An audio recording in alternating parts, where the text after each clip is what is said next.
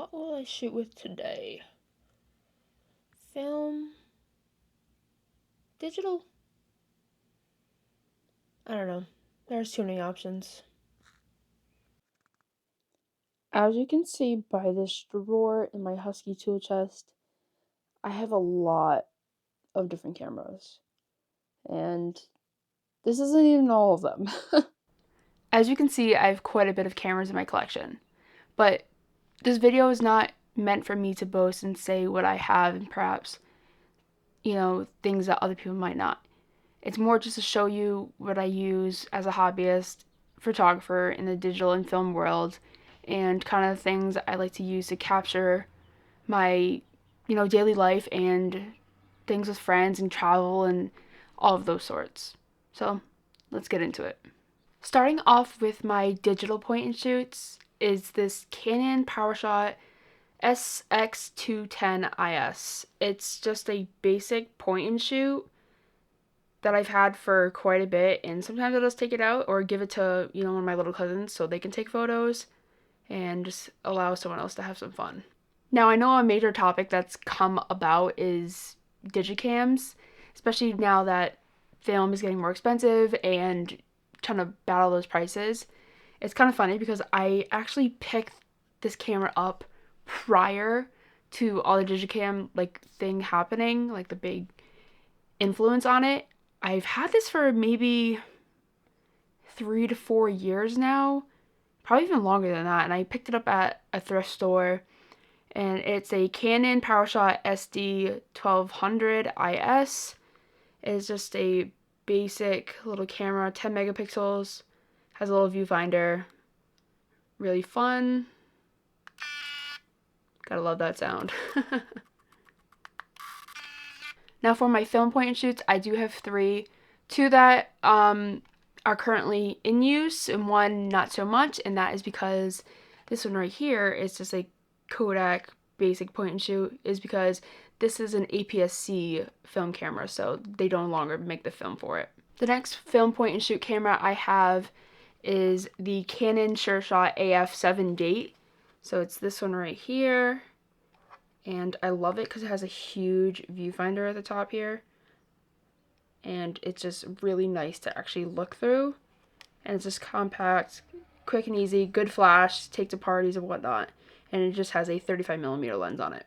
And now my last film point and shoot, which is my main one that I like to use, it's the Olympus Stylus Epic Zoom 170. So it has that clamshell design, so slide it over, comes up, flash comes out. You can turn the flash off, but it is just nice to have. So it goes from 38 to 170 for the actual zoom range, which is really nice to use. So next in the collection are my Polaroid / Instax cameras. Now I do have a Polaroid Sun 600, but I simply just don't like the way the photos look when they come out of them.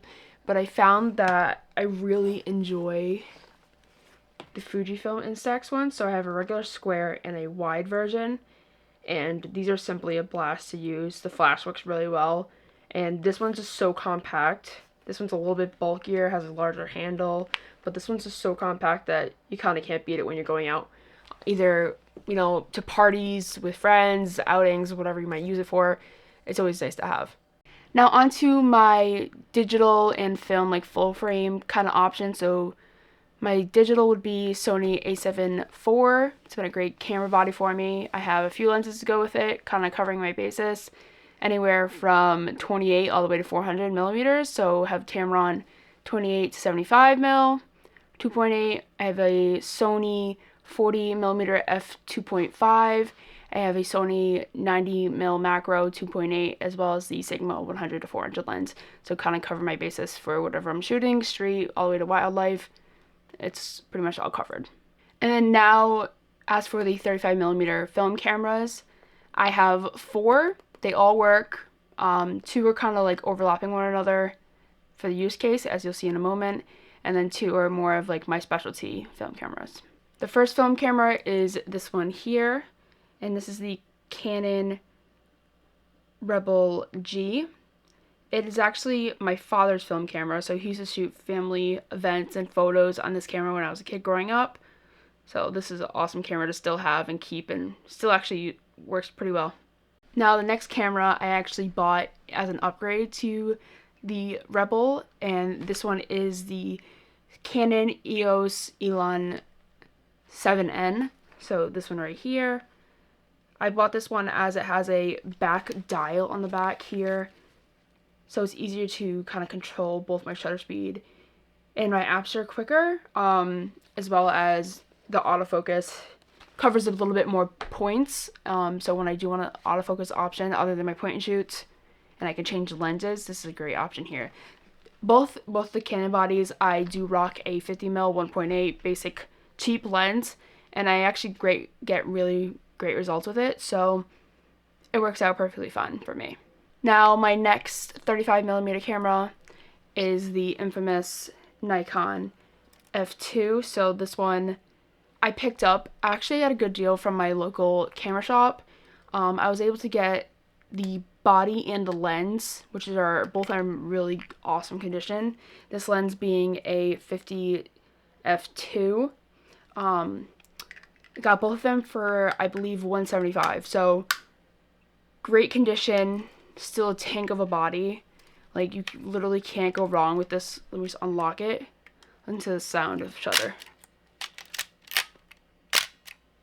Simply cannot go wrong with these sounds, and this body is just huge, and it feels like you're shooting something important, even though it might just be literally your dog in your yard.